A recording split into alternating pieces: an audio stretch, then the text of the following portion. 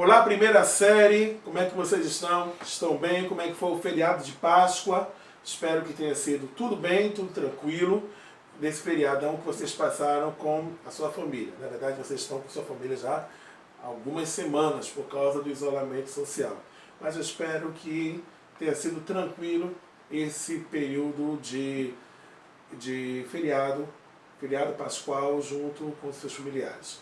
Turminha, é o seguinte, hoje nós vamos falar da continuidade ao assunto Antiguidade Clássica, Grécia Antiga.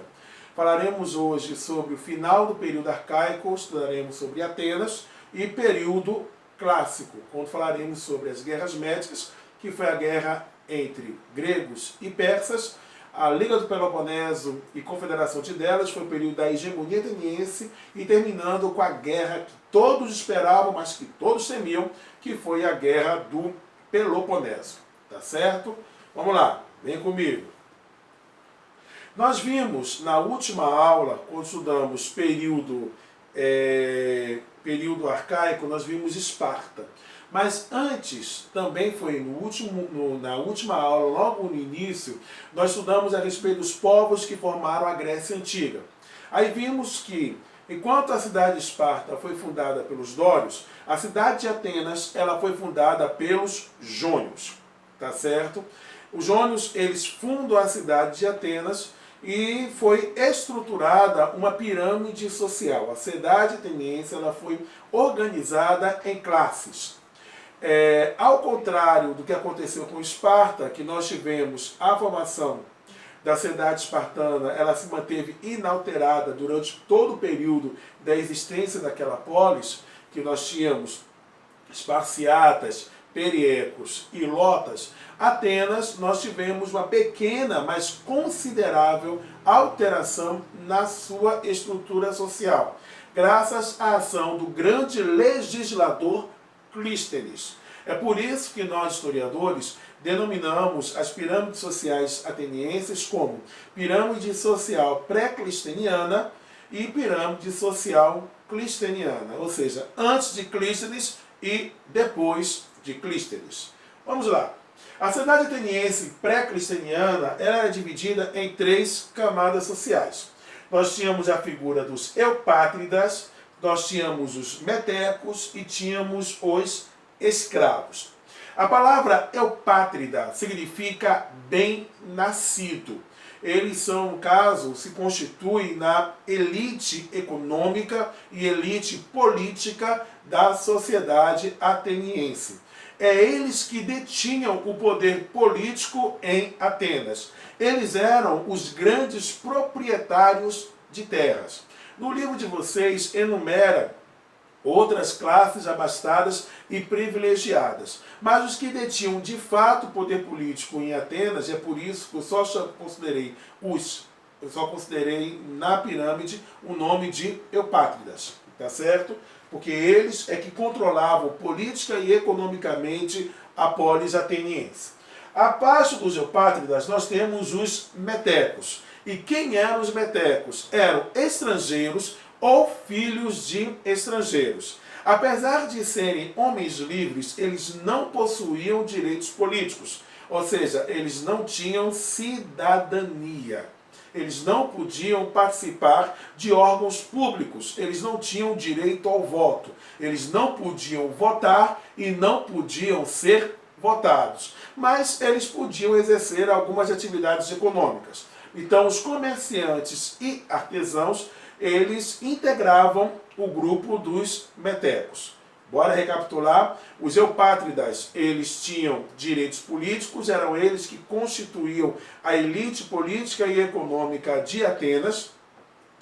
Eles eram grandes latifundiários, grandes proprietários de terras. Eram os bem-nascidos, descendentes dos fundadores de Atenas, descendentes dos jônios. Já os metecos eram estrangeiros ou filhos de estrangeiros que residiam na cidade de Atenas. Eram homens livres, mas eles não tinham direitos políticos. Eles não podiam votar e serem votados. Eles exerciam algumas atividades econômicas, como exerciam atividades enquanto comerciantes e eram artesãos. E a última classe nós temos os escravos. A escravidão, tanto em Esparta quanto em Atenas, acontecia em duas circunstâncias. Seja em caso de guerra, seja em caso de dívida. Sim, a pessoa, quando ela devia muito, ela perdia a sua liberdade. Então, para que ela pudesse pagar a sua dívida, ela abria mão da sua liberdade e se tornava uma propriedade de alguém. Tá certo? Então, nós tínhamos a escravidão por dívida e nós tínhamos a escravidão por guerra. Quando, por exemplo, Atenas já entrava em guerra contra uma outra cidade ou contra um outro país, e aquele país ou aquela cidade que fosse derrotada, seus habitantes perdiam a sua liberdade e passavam a ser propriedade dos atenienses, se tornavam escravos. A escravidão em Atenas, ela só vai acabar com Solon, quando ele chega e decreta o fim da escravidão por dívida, mas mantém a escravidão em caso de guerra. Vamos lá, próxima pirâmide. Quando chega Clístenes, um dos maiores legisladores da história ateniense, ele concede o direito de cidadania, ele amplia os direitos políticos para todos os homens nascidos em Atenas. É por isso que o topo da pirâmide da sociedade ateniense cristiana são os cidadãos. E essa é a grande novidade da história grega.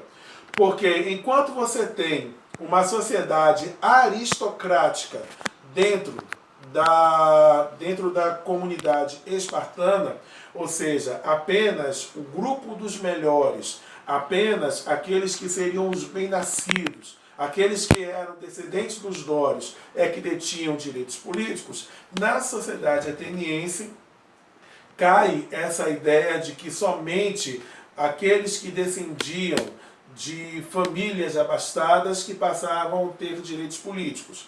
Inicialmente a sociedade ateniense ela era aristocrática, mas logo depois ela passa a ser uma sociedade, entre aspas, democrática. Aí você pergunta assim, mas tio, por que entre aspas? Vocês lembraram bem, prestaram bem atenção naquela parte que eu falei, quem eram os cidadãos atenienses? Eu disse bem claro, eram homens, mulher fora.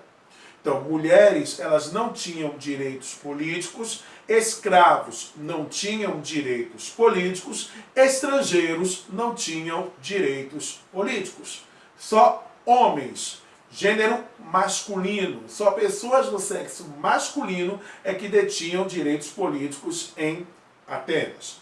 E aí o restante se mantém, metecos e os escravos. Seguindo. Aí dentro da estrutura administrativa ateniense, eu coloquei esse processo evolutivo, em que nós começamos com Atenas, na sua fundação, que passa a ter uma forma de governo que é a monarquia, liderada por um Basileu. O nome que se dava ao rei ateniense era Basileu. O Basileu ele tinha funções militares, funções políticas e religiosas. Com o passar do tempo, a monarquia ela é substituída pela oligarquia. A palavra oligarquia, o prefixo oligos, significa poucos. Arquia, o sufixo arquia, significa governo. Governo de poucos. Por exemplo, aristocracia, aristo significa melhor. Cracia, governo, governo dos melhores. Então, no caso, a monarquia era substituída pela oligarquia por um governo de poucos, sai o poder da mão do Basileu e passa para uma estrutura chamada de arcondato, que era composta por 9 eupátridas que tinham plenos poderes políticos. Eram eles que integravam o arcondato e o arcondato que administrava a polis. Logo depois, começaram a ter algumas reformas e surge a figura de Pisístrato. Olha o nome do cara. O pai estava com muita raiva quando deu o nome para essa criança. Pisístrato.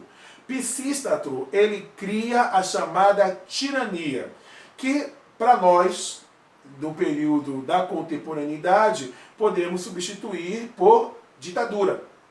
Tá certo? Pisístrato, ele passa a ter todo o poder político concentrado em suas mãos. Tá certo? Que é o período da tirania. Depois de Pisístrato, vem a democracia. Aí nós temos Solon, Drácon, e aí vem Clístenes. É Clístenes que vai introduzir o sistema democrático. A palavra demo, no grego, a expressão demo, o prefixo demo, significa maioria, significa povo. Crácia, governo, o governo do povo ou governo da maioria. Então nós temos a formação, pela primeira vez, de um sistema que trabalha no regime de assembleias, no regime de conjunto de pessoas, de um conjunto de cidadãos, que é o sistema democrático. Agora a primeira série, prestem muita atenção. Não confundam a democracia ateniense com o regime democrático que nós observamos hoje em dia. Por exemplo, a democracia observada em Atenas era o que nós chamamos de democracia direta. Nós vamos ver no próximo slide que os cidadãos, eles interferiam diretamente, participavam diretamente do processo político. A democracia existente, por exemplo, em nosso Brasil, em nosso país, ela é chamada de democracia representativa. Ou seja, a população brasileira, os cidadãos, eles escolhem representantes que passam a tomar decisões políticas em nosso nome. Nós confiamos a eles um mandato. Ou seja, atribuímos a eles autoridade para que eles possam tomar decisões em nosso nome. É essa característica da democracia representativa, que é completamente diferente do sistema democrático que Atenas teve na época da Grécia Antiga. Bora ver a estrutura política de Atenas?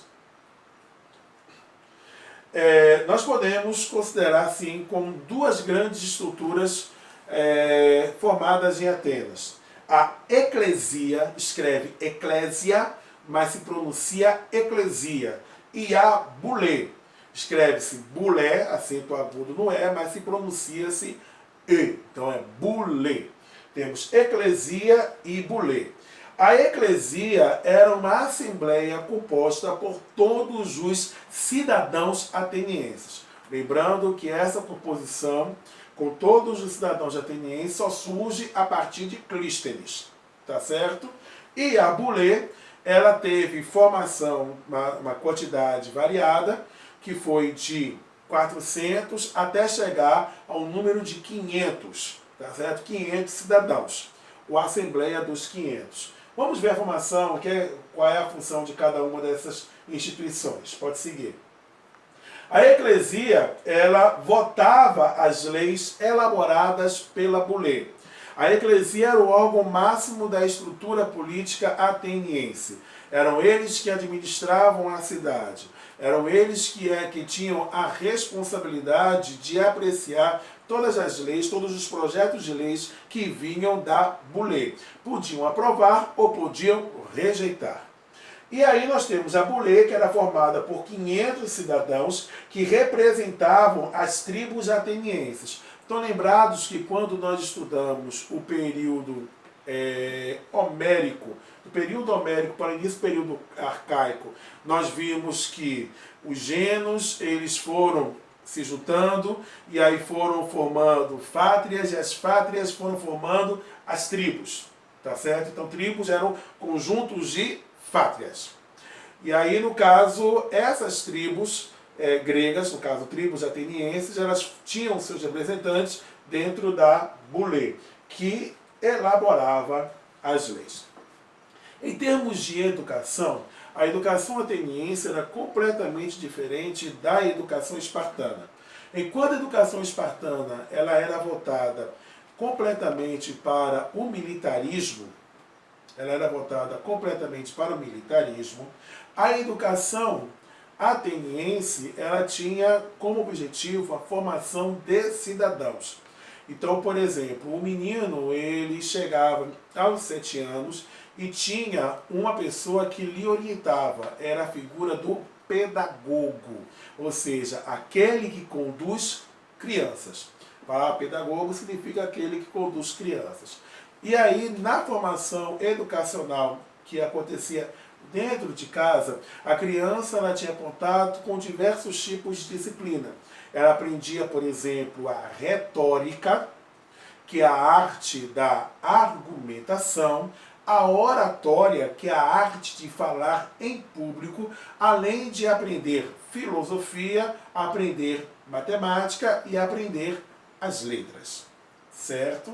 Então, no caso, toda a parte cultural, todo o arcabouço cultural educacional, ele tinha um propósito e objetivo de formar cidadãos que iriam interferir diretamente na vida em sociedade, na vida em Atenas. Fechando o período arcaico de Atenas, vamos entrar, período arcaico de Grécia, vamos entrar no período clássico. Nesse período clássico, o período clássico ele se inicia com um conflito que ameaçou a existência da civilização grega, das cidades-estados gregas. Lembrando que a Grécia não era uma unidade monolítica, ou seja, não era um país que estava unificado. Ele, na verdade, era formado por várias cidades. Cada cidade tinha sua independência política, administrativa, e o que unia a essas cidades era justamente a sua cultura. Diferente do que aconteceu, por exemplo, no Egito, diferente do que ocorreu entre os hebreus, tá certo?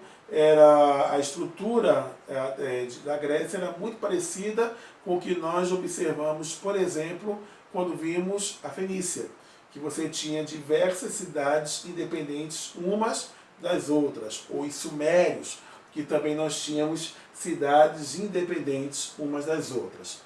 E aí, neste período da história da Grécia, ela passa a ter como antagonista os persas.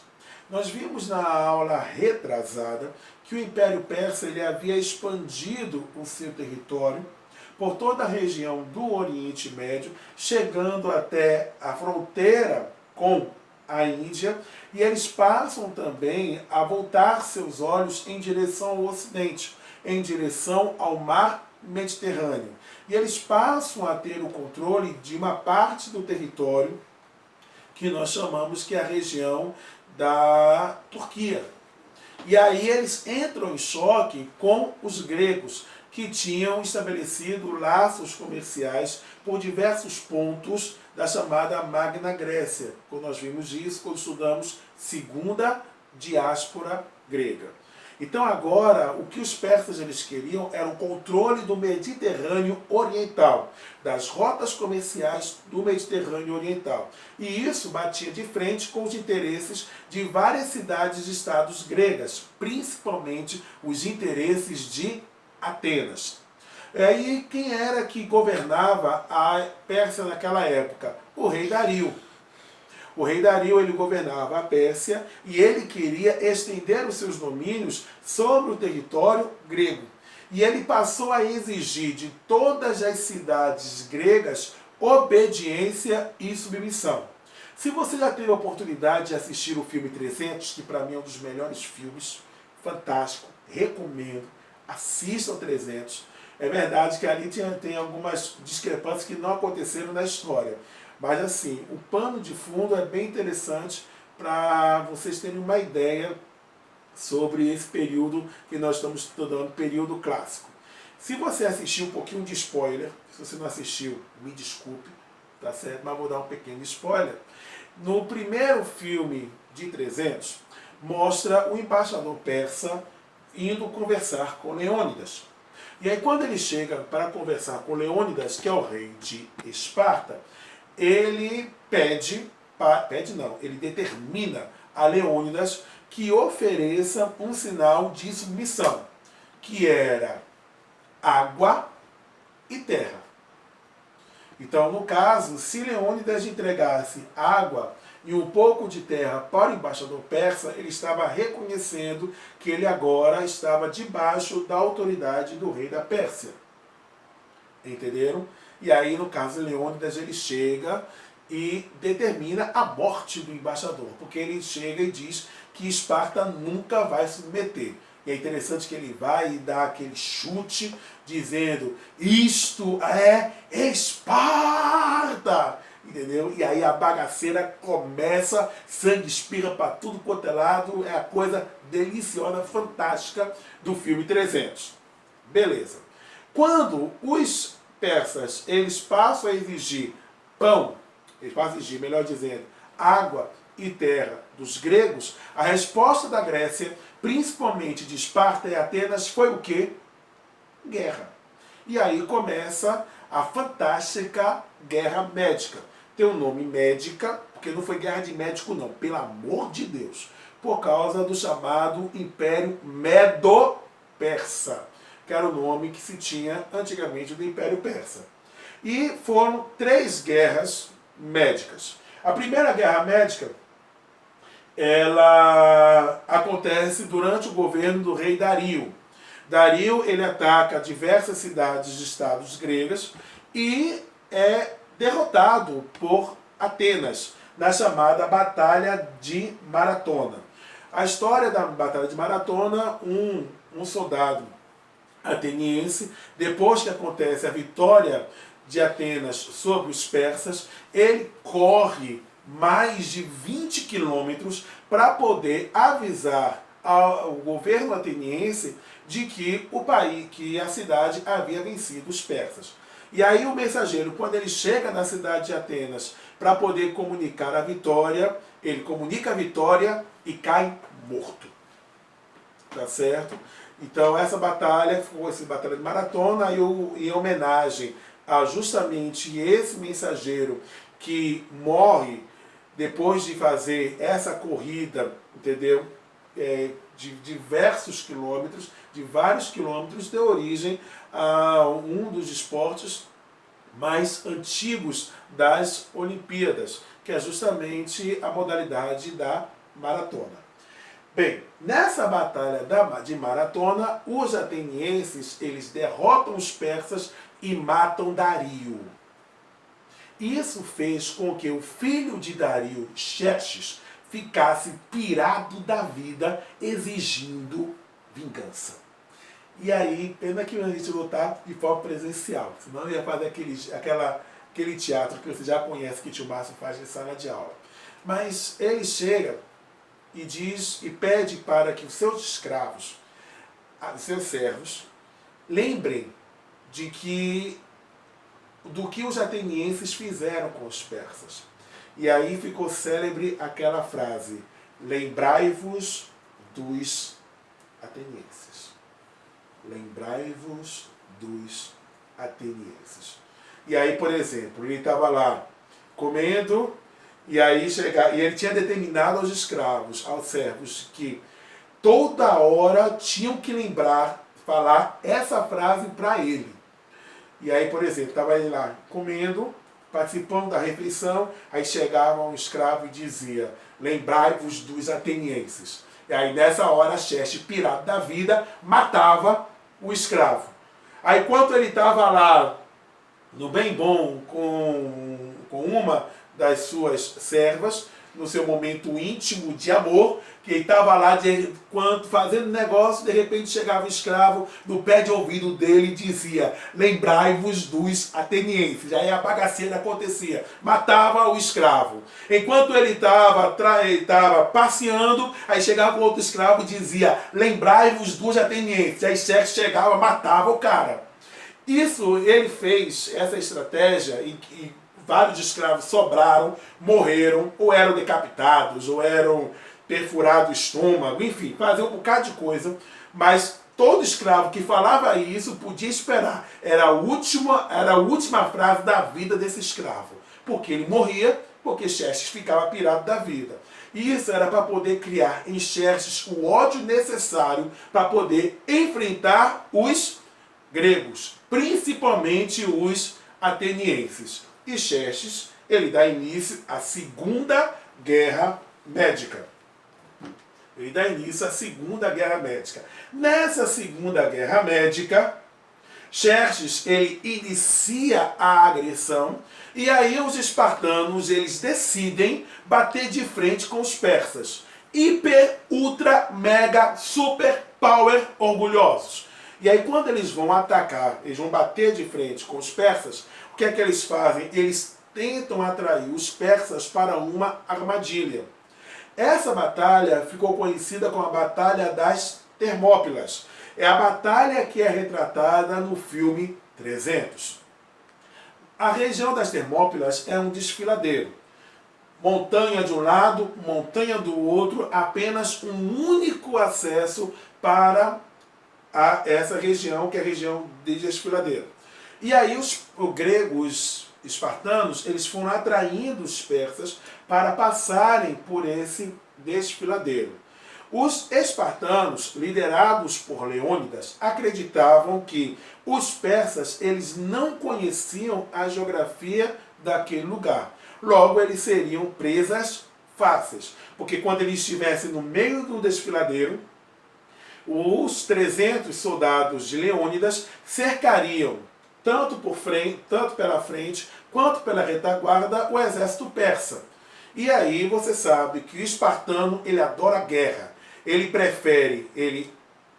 está disposto a perder a sua vida, está disposto a morrer, mas ele leva pelo menos uns 100 ou 500 junto com ele para o túmulo. Se fosse cristão, já ia dizer que levaria 100, 500 de direção ao inferno junto com eles. Ah, melhor dizendo, eles estavam dispostos a levar pelo menos 500 para o mundo de Hades.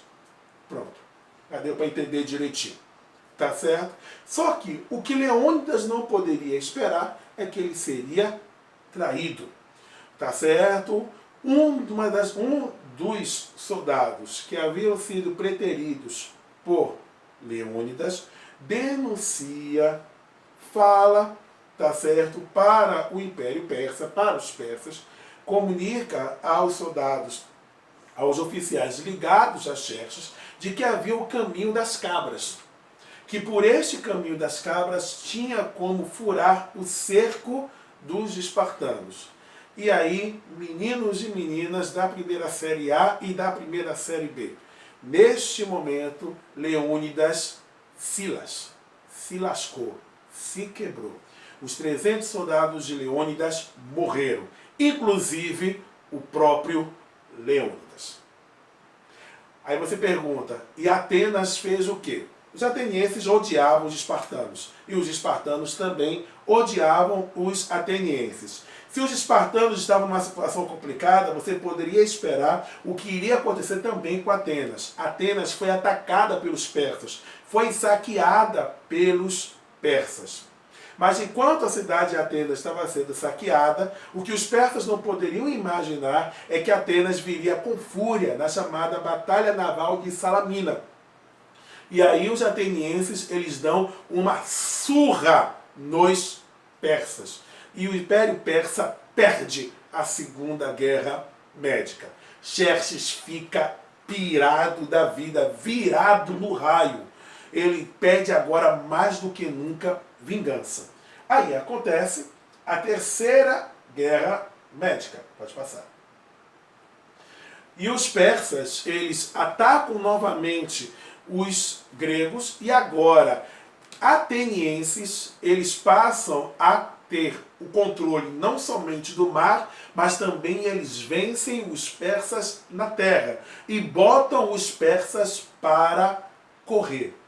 Tá certo? Então a Grécia vence a Terceira Guerra Médica, expulsa os persas perdem completamente o controle sobre o Mediterrâneo Oriental, e agora a Grécia ela domina soberana todo o Mediterrâneo.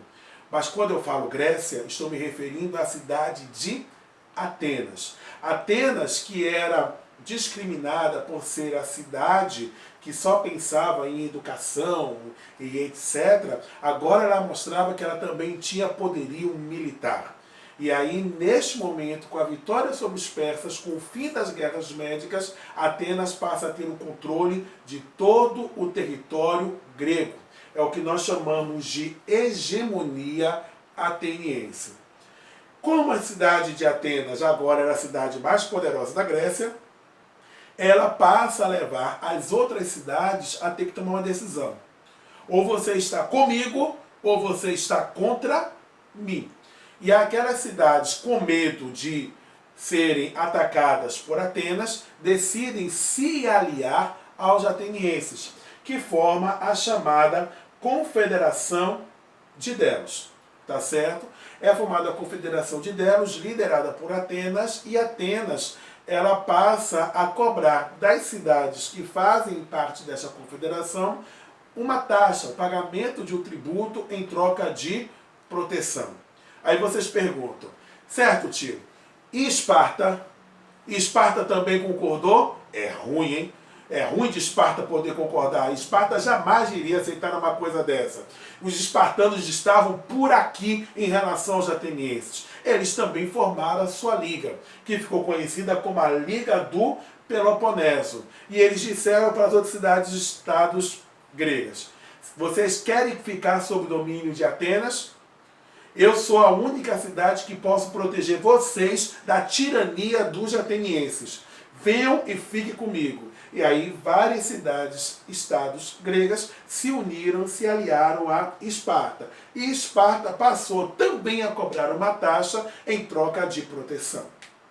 Já perceberam que o circo está armado, que a bagaceira está pronta. Atenas com seus aliados, através da Confederação de Delos, e Esparta também com seus aliados, através da Liga do Peloponeso. Bastava apenas uma faísca para acontecer a guerra que todos temiam, mas que todos esperavam. E que guerra era essa? Era a Guerra do Peloponeso, que acontece de 431 a.C. a 421 AC. Esparta resolve se intrometer no conflito entre Atenas e a cidade de Corinto. Lembrando que a cidade de Corinto era uma cidade que era aliada da cidade de Esparta. E aí, meu filho, quando entra nesse conflito, começa a guerra que vai fazer a bagaceira na região da Península Balcânica. Sangue para tudo quanto é lado, cabeça para um lado, perna para o outro, a bagaceira acontece, atenienses contra espartanos. Quem é que vence? Quem é que você acha? Faça suas apostas. Quem é que vence a Guerra do Peloponeso? Uma guerra que durou 10 anos. Neste conflito, os espartanos ganharam. Esparta vence Atenas. A cidade de Atenas é invadida. A cidade de Atenas ela é incendiada. Esparta mostra que ela é a toda poderosa. Tá certo? E é com a vitória de Esparta que a gente termina a aula de hoje. No nosso próximo encontro, vamos ver como é que fica a Grécia agora sob o domínio espartano. Vocês acham que Xerxes iria deixar a situação de lado mesmo? Será que ele desistiu de fato da Grécia? Aguardem cenas do próximo capítulo, na próxima aula. Um grande abraço, galera!